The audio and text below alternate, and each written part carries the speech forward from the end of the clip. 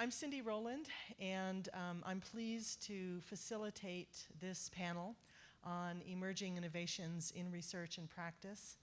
I'm going to try to clip along as quickly as I can to save on a little bit of time. But one of the things that I did want to do really briefly is just explain some of our structure and our people, and I'm getting things out of my bag even as we speak. Okay, oh, there we go. You guys needed that. All right. Just to provide some focus for what we hope to cover today. Certainly to be fully included in today's society, accessing technology, using technology, benefiting from technology is critical. And we know that for persons with intellectual and developmental disabilities, they face enormous challenges in access, in use, in benefit. And this has got to change. But you know, frankly, that's why most of us are here today anyway. Luckily, many of us are working on exactly these kinds of projects, research and development that will benefit folks that have intellectual and developmental disabilities. We've got work moving forward on personalization. You know, I think of the wonderful work that, well, our colleague Greg Vanderheiden will be doing under the GPII and the Raising the Floor initiative on the personalization stuff. Certainly there's a rapid, I'm going to say almost nearly silent adoption on Internet of Things, and some of our colleagues out here now working behind the scenes to make sure that those technologies are available to all, including those with intellectual and developmental disabilities. On the near horizon, we certainly are aware that we've got technologies that include wearable technologies, that include robotics. In fact, Kathy, I know you're going to be talking about that in a little bit. We've got, this is really in addition to the transformative mobile technologies and apps that are being deployed very, very rapidly. And these all change the ways that individuals with intellectual and developmental disabilities will be provided with supports in their environment, supports that will lead them to success, supports that allow them to be full participants in civil society today. So this isn't a small topic. This is an enormous topic. And like I said, I'm honored that we're going to be able to grab a little bit of time to talk about that. As with many of you guys, I have personal and professional experiences. Most of those that have been transformative to me have included those engagements. I'm going back to the terminology that Mr. Shriver was using earlier today, the engagements that I've had with individuals with intellectual and developmental disabilities, from my family, from my friends, and that is a common theme, I think, for many of us here. Those personal engagements, they really are so critical. This is an area that's near and dear to my heart. I'm just going to say before we get started, and it's important for us to remember this, that there are other disability groups that have been able to mobilize and move forward in big ways in terms of access, of use, of benefit to technologies, in ways that the group of individuals with cognitive and developmental disabilities has not been able to achieve. That may be because that group is so much more diverse. You know, you think individuals that are blind, individuals that are deaf, there's a more unified or homogeneous way to get at some of the challenges that they face. But frankly, it really may also be at the level of self-advocacy. And there are just additional challenges too. I was talking actually with Jonathan last night at dinner, and we were talking about whether or not there is a crisis in society right now as to whether individuals with intellectual and developmental disabilities have a right to technology. Folks that have an attitude that, well, why would you want to give an individual with Down syndrome, access to Facebook or to texting? Like, why should they even have that? So we have a whole nother crisis that we've got to deal with, and that is of the just awareness and support. But that's a different topic. Let me get back onto this one. So the focus of today's panel is going back to research and development of technologies for access, use, benefit of folks with developmental and intellectual disabilities. I am going to nix beautiful introductions that each of these people crafted for me, because you guys all have them in your packet. And you've got our nifty little names here. And yes. I was going to also start with a crafty little exercise. I called it the Dancing with the Stars exercise, where I was going to throw out some questions and have them rate it, and throw up their ratings and talk about it. But I think that what it is that you guys are going to be doing in your panel presentation is more substantive. So we'll also skip that. I mean, not the panel presentation, but okay. All right. So I've asked them. Oh, I do have to make one little mention here, because Emily Moore is not Yuda. So some of you may know Yuda Travaranes, and I'm sure I butcher that every time I say it, but it was close. Because of unforeseen circumstances, she couldn't be here today. Emily works on her team on some other projects, so Emily is going to be representing Yuda today. So just pretend you see someone else sitting there. Okay. So I've asked each of the panelists to prepare some conversation around really two things. One is to discuss near horizon innovations in either research or in practice, and then also to comment on the strategies around funding for these things. We know that this can be seen as niche topics. How is it that we can really leverage that which we do in ways that can get funded? I know many of you in the room share the dilemmas I've had, which is we have fabulous ideas, but we can't quite mobilize it to action because of issues of funding. And then at the end of that time, we're going to leave you, because you are headed to lunch, with something to chew on. Aren't we clever? I've asked each panelist to prepare one question for you guys to consider, and I'm going to hope that something grabs your attention, and as you go off for lunch, you would elect to talk about one of those things and sort of chew on some of the information from this panel. So we are going to start right now. We're not going to do that. Okay. You're not going to see any of this. Here we go. There are the questions. If we did that, you'd have to spend about another half hour here. Yeah, and we know you you're don't going to be wanna do that. hungry. We don't want to keep you from lunch. No, so we're going to skip over that. We're not. Okay. So we are going to start with Kathy. There you go. Okay, so the other thing that Cindy did to me and to us is she gave us personas that we were supposed to adopt for today. My persona is to represent industry and practitioners. Now, I don't know about you guys, but I think that's a pretty wide swath. So I had to think about that just a bit. And to kind of go back to Ruth's comment about the RERC, in 2004, when NIDR first funded our RERC, and in 2000, 2001, when the Colemans came to Colorado and we started this wonderful organization, I could not get the time of day in industry to talk about cognitive disability or cognitive technologies at all.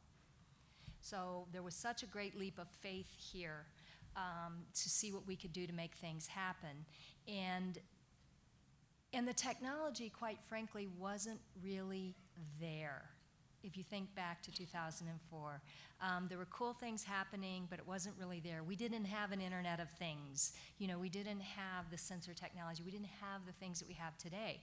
And so what I have absolutely loved about this journey that we've been on for the last decade or so is this transition within industry, within the practitioners, within the whole world of cognitive disability and cognitive technologies that is now enabling us to do great things.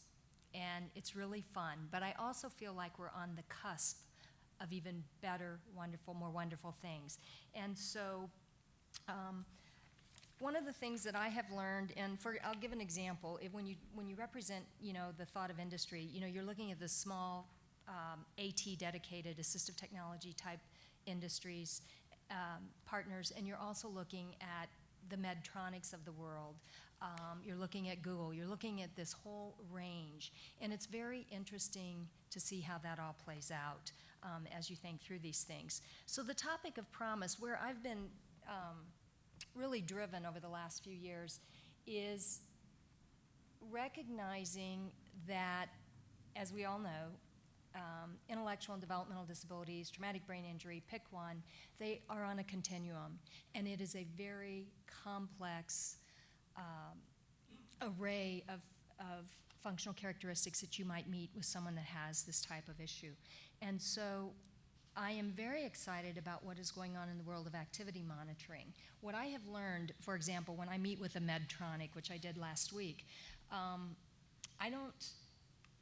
we need to recognize that the aging demographic is one of the best things we have going for us right now, because industry understands that there's money to be made in that size demographic. So much of the work that we're doing, and I'm going to talk just briefly about activity monitoring, can and does help the aging demographic, and it also can and brilliantly does help people with cognitive impairments and cognitive disabilities. And so we have to look at how we frame our conversations when we talk to industry.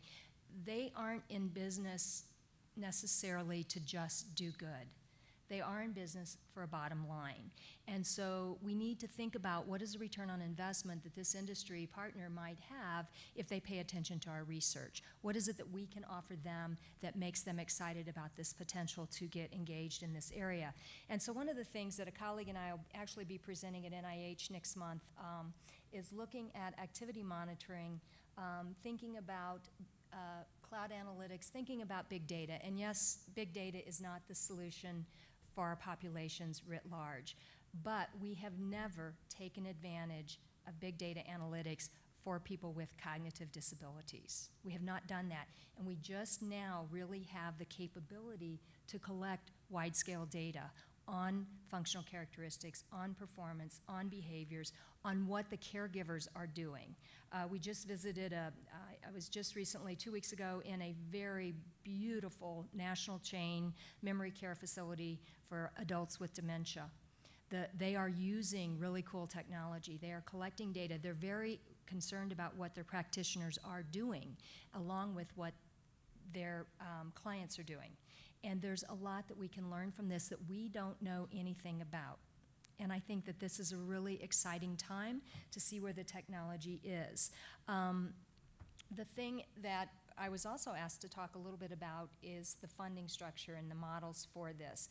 And if I were to draw, the XY axis graph, and I were to talk about funding for research for people with cognitive disabilities, thank God for NIDLR. But it's kind of static, and it's even gone down, right, in the last 5 years. And then you look at technology development, and it is like this, okay? Our funding agencies cannot keep pace with commercial technology development, nor for that matter do our funding streams for the individuals we care about. These regulations and policies also don't keep pace. For example, in healthcare, clinicians still cannot charge for telehealth in the fields of occupational, physical, and speech therapy.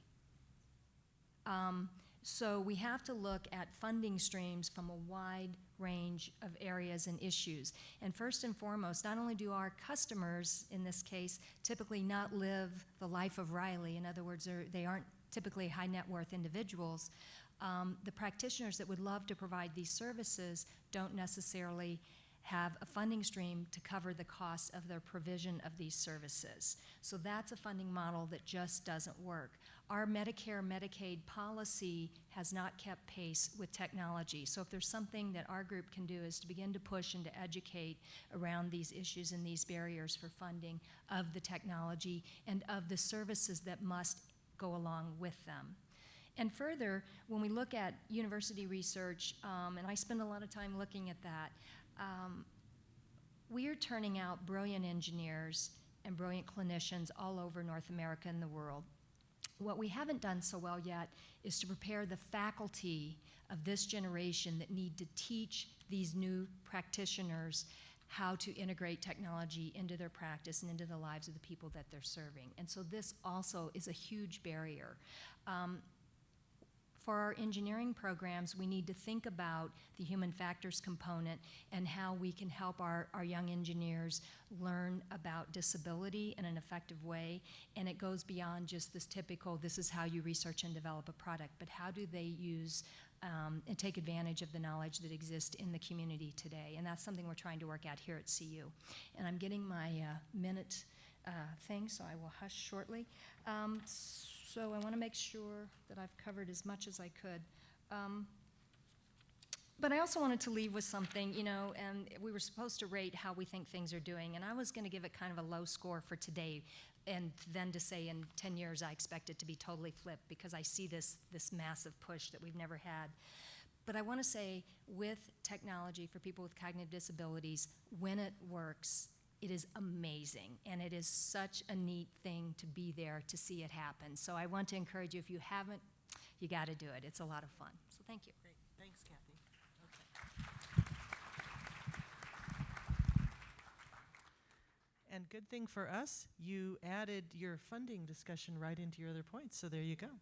Okay. So Jonathan, why don't you? The clicker? I have the mic. I just need the clicker. You do. There you go. All right. Good afternoon, everyone. That sounds like an enthusiastic before lunch response, right? Good afternoon. So I'm a professor of computer science, and people often ask me, why is this important? As a computer scientist, why is this important?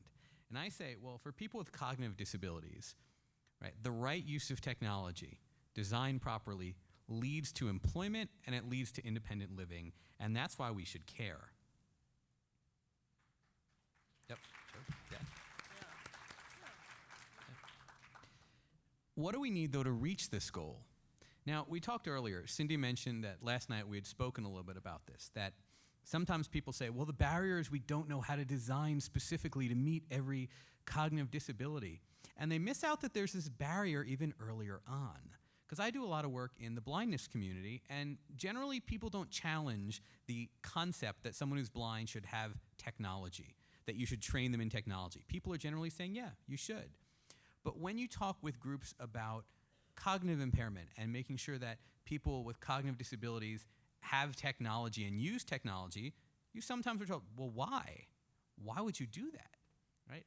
And so it's not just the idea of making sure we know technically how to design for every situation, but it's also about making sure that we have society get an understanding of why people with cognitive disabilities have access to technology and why it's important. And that's why some of my points that I want to talk about, we need to make sure that people with cognitive disabilities are given computer training throughout K-12 education, right? At whatever type of transition program they do, if they do a post-secondary education program, we need to make sure, specifically, training on all types of computer usage, right? You wouldn't tell any other kid in a school, oh, you don't need to learn, no, you won't need computers for employment. No, you don't need to learn how to use the internet. But very often, that's what people are told if they have a cognitive disability. So I've done a few studies about people with Down syndrome and computer users, and there was this paper about expert computer users. We examined expert computer users with Down syndrome, trying to figure out how do they become experts? What makes them an expert? And so we had 10 expert users, and all of them, how did they get to be an expert? Throughout school, starting with elementary school, they had formal computer training. They had keyboarding skills. They didn't use any type of assistive technology. All along the path, people said, of course you should be using technology. And guess what? All of these adults with Down syndrome who had expert level skills, computer usage, were all employed. And that's really the important thing here. If you believe all along the way that of course you should have access to technology, right? And you're trained and you have the skills and you're told you can do this, you may have some better outcomes related to employment. So it's really important to make sure that technology is included throughout the process, right? To become an expert user with a cognitive disability, it has to be throughout your schooling in IEP plans, transition plans, post-secondary programs, right? And I say this is really important, and probably here I'm preaching to the choir, but you have to understand there are a lot of state officials who will totally disagree with what I just said, right? And I gave a presentation about that research study to a group of state officials at our Division of Rehabilitation Services conference in the state of Maryland, and gave this presentation. And someone came up afterwards and said, "Well, why are you doing this? We wouldn't train people with Down syndrome with technology. Why would you do this? Why we would?" And I'm like, "But look, we have documentation here. We've collected data." And they said, "But we would never train someone. We would never allow them to take computer training. That would be a waste of our money." That's what a state of Maryland official said. And by the way, just in case you're curious what our response was, we actually did a video interview at the National Down Syndrome Congress Convention of 4 adults with Down syndrome who use technology in their employment. So if anyone tells you that in that specific situation, I know we're talking more broadly here, but they say, "Well, we would never give computer training. You're never going to get employed in a computing field."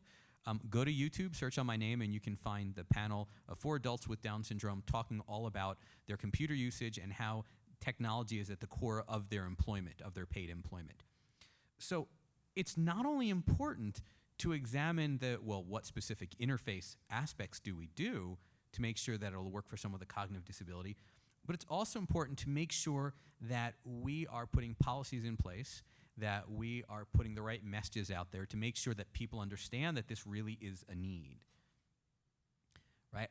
One very exciting thing going on, one trend right now across the country, is that a lot of universities are starting to offer post-secondary programs, academic programs, for people with cognitive disabilities. And let me just, by show of hands, is everyone familiar with these types of programs? Is there anyone who's not? I hope in an audience like this. So you can go to a website like thinkcollege.net. Some of their viral videos of students with cognitive disabilities who have gotten their acceptance letter. You may have seen that one. It showed up on some of the morning TV shows about the person who got admitted to Clemson, so George Mason Life and Clemson Life, and those. So it's really important, if we really care about the outcomes, about employment, about independent living, right? We need to encourage more universities to have programs like these. We need to encourage funding agencies to fund the development of more programs like these. And we need to figure out as computer scientists, how do we get involved with these programs? What do we do, right? Because at the core of any of these post-secondary programs should be technology and making sure that people get these skills, right? And figure out, okay, as computer scientists and people who are in computer-related fields, how do we make sure that computing content is there? How do we make sure that people are learning in these programs about technology? How can it lead to the outcomes that we want, right? Because there are all of these issues that really, it's not just one simple issue. There are all these issues about how we get this change, this major societal change to happen. And one portion of it is the post-secondary programs and making sure that we have technology present in those. But another angle of it is certainly the human-computer interaction research on cognitive disability. As we were talking about, and it's been mentioned already this morning, there's a lot more research, obviously, there's a lot longer track record on interface design for people with perceptual or motor impairments, right? And it is. If someone comes to me and says, "Jonathan, how do I need to tweak this interface to make sure that someone who's deaf or hard of hearing can use it?" Right? I know exactly what to tell them. Someone asks the same thing about blind users. I know exactly what to tell them. I know the testing methodologies. I can explain to them exactly how to do it. We don't have as much of an understanding yet across cognitive disabilities about what tweaks would we make. We know a few things. For some learning disabilities, we have a good understanding. But if you look at WCAG 2.0, right, really it is more focused on perceptual and motor impairments. There's some aspects in there related to cognitive disabilities. But the idea is that we need a lot more research to be able to provide good advice and make sure that these guidelines will actually address it. Now, there is a working group. How many people are familiar with the working group from the Web Accessibility Initiative related to this, related to cognitive impairment and disability? How many show of hands?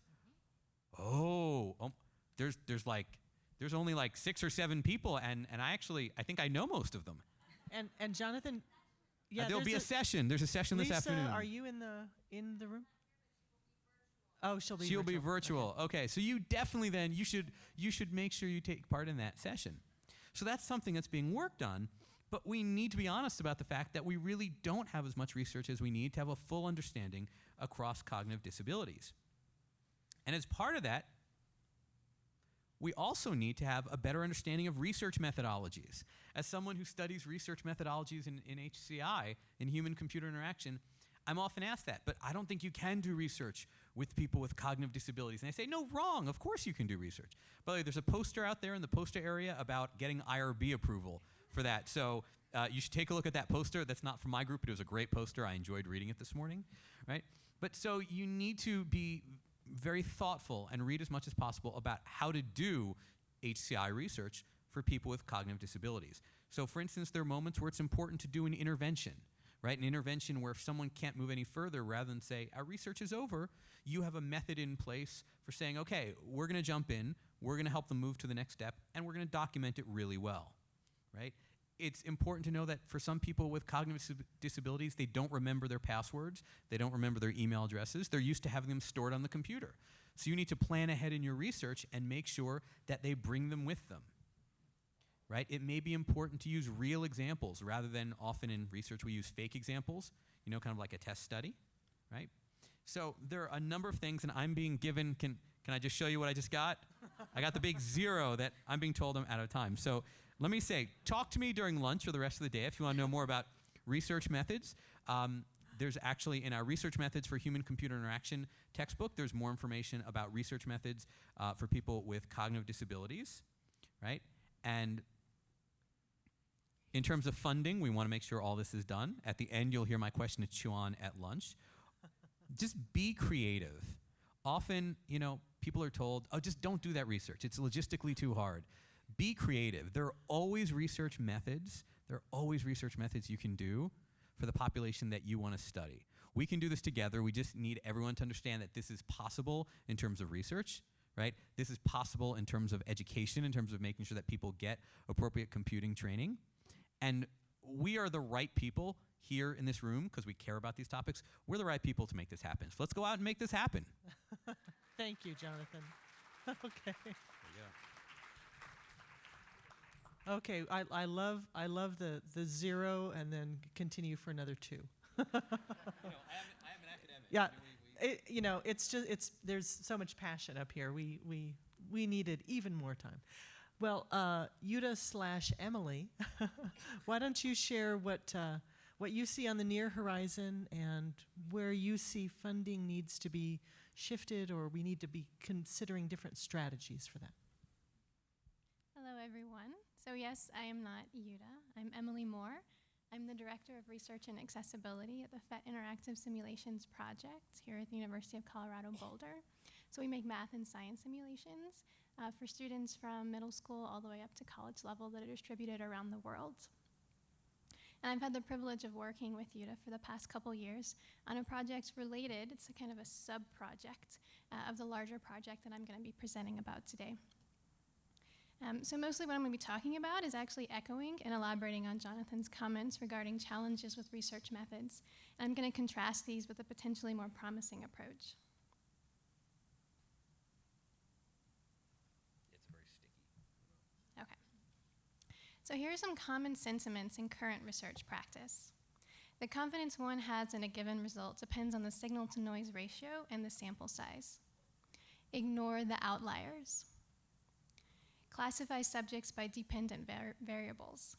Reach statistical significance and pass a threshold of statistical power. But in our situation, our subjects are currently the noise in research data. We are researching the outliers. Our subjects are the opposite of homogeneous. We design for diversity. And in the words of Rich Donovan, in most cases we are dealing with a population of 1 which has no statistical power. These populations of 1 will soon collectively reach the population of China. For our research, there is no representative sample. The population is by definition heterogeneous despite categorization. And in fact, we should be very, very careful with categorization. It can do violence to its subjects, and that violence can take the form of qualification and stigmatization.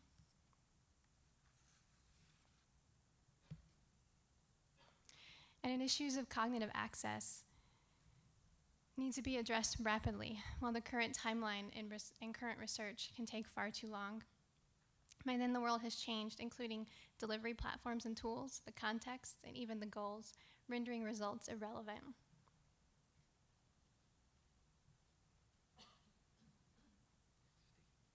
In contrast, inclusive research design has demonstrated promise, and I'll provide an example in the area of education. Some of the goals of inclusive research design include more inclusion of the full diversity of learners, more relevance to modern educational demands and needs of diverse learners, more timely and continuously renewable findings and immediately implementable findings, research that is contextualized in the learner's context, research that is sustainable and applicable to each learner, not abstract or generic. To be more concrete about how this can work, I'd like to introduce the Flow platform. The Flow platform is a dynamic and adaptive research engine. It provides a means for learners to discover and refine their needs and preferences. It serves as a way to provide learning experiences that best match these needs and preferences. It provides feedback and learning metrics and allows for refining of the learning experience, needs and preferences, and the matching process based upon direct feedback from the learners. Here's how it works. Learners and their support teams are given opportunities to discover, explore, refine, and select preferences through learner options, which then request an individualized learning experience from the matching engine. The matching engine provides materials that fit most closely to the learner's needs through transforming, augmenting, or replacing resources from crowdsourced, public, and private education resources. And these education resources is the component that the PhET Interactive Simulation Project works on the Flow project with. The learner and their support team makes use of these materials and provides feedback and learning outcomes, which can then be utilized for research, with findings used to refine the matching process. The result? Nothing final. Instead, the result is a dynamic, iterative, massive, single-subject design. The result is individualized instruction, but not in the traditional sense. It is learner-guided and learner-centered. A few notes about funding. The development of the Flow platform has been funded primarily through government and foundation funds. To sustain the platform, we're implementing a previously successful model, an open source community membership model, in which members get to decide research priorities and directions. We're also exploring social impact bonds, a three-way contract between Flow, the service, an investor who provides the upfront funds to deliver the service, and the government that pays the funder back if the impact thresholds are met. A challenge here is monetizing the social impact of something like the Flow project. And essentially the message from UTA is that funding is possible and that creativity is needed.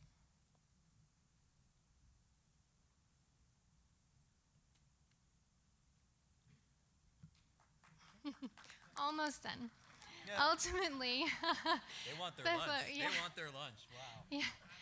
Ultimately, the Flow platform provides a promising model with near-term impact that is connected and global, appropriate for a connected, complex, unpredictable, transformative learning environment, and one that is inclusive of the full diversity of learners.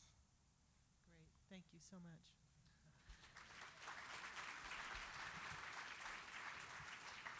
Okay, so we clipped 10 full minutes off this panel, and I'll leave my own personal comments aside to keep with this flow. No pun intended, Emily. Yeah. But again, during lunch, we really hope that you'll have your own discussions about research, development of technologies that are inclusive of persons with intellectual and developmental disabilities, and the strategies that we really need to consider and embrace for funding of this endeavor. To that end, I've asked each to come up with their own question, and I'm going to ask them to present it. So here we have something to chew on during lunch. Okay. So one of my big beefs, and Ruth and I were just chatting about this earlier, is right now, if you look at NSF, NIH, those kind of funding things, they're looking at high risk, high reward. We've had many, many years to go from the cellular, the molecular level, all the way through animal studies to human subjects research, et cetera, et cetera. We have the tech development that can be high risk, high reward.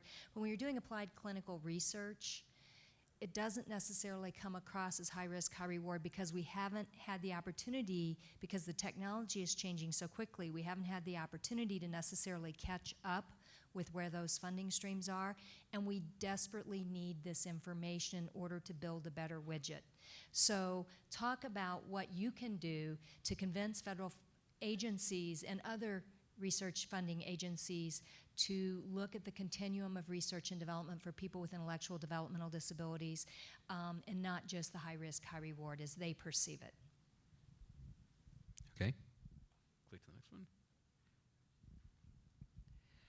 So I often have this discussion actually with one of my close colleagues about how do you balance the need to do broad studies on users with cognitive impairments versus narrow studies where you're only focusing on one population. And so the idea is it better from a research point of view to do, let's say, here's a research study on people with autism, here's a research study on people with Down syndrome, here's a research study on people with Williams syndrome, here's a, and people with learning disabilities, and on and on. Or is it better to do global studies that are saying, we've included 30 people with cognitive disability in this study, right? And what are the strengths and weaknesses of each, right? Is it better to just focus on one where you really can know all the medical literature as well as, the school literature, the educational literature about that population?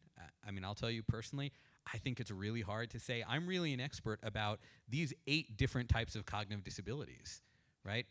And if not, then are we missing things by just saying cognitive disabilities in our research studies? Should we encourage people to focus on only one disability? How does that tie in with funding? Do funding agencies say, we want to fund cognitive disability? Or do they say, oh, well, we have an increasing number over here. There aren't that many people with this population. So anyway, there's your thing to chew on at lunchtime. So I can imagine Yuta saying that she's done work in that area, that she has some thoughts about that. And one of them has to do with the impact of something like the FLOW project and that sort of structure of using big data to be able to refine iteratively beneficial technologies.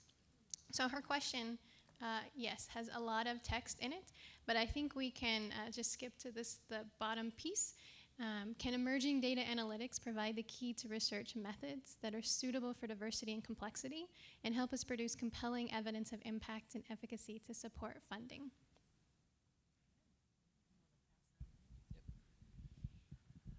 Well, this concludes our panel. I hope you guys can take one of those 3 questions, or maybe a question you have on your own, and continue this discussion. Enjoy the sunlight. Thank you.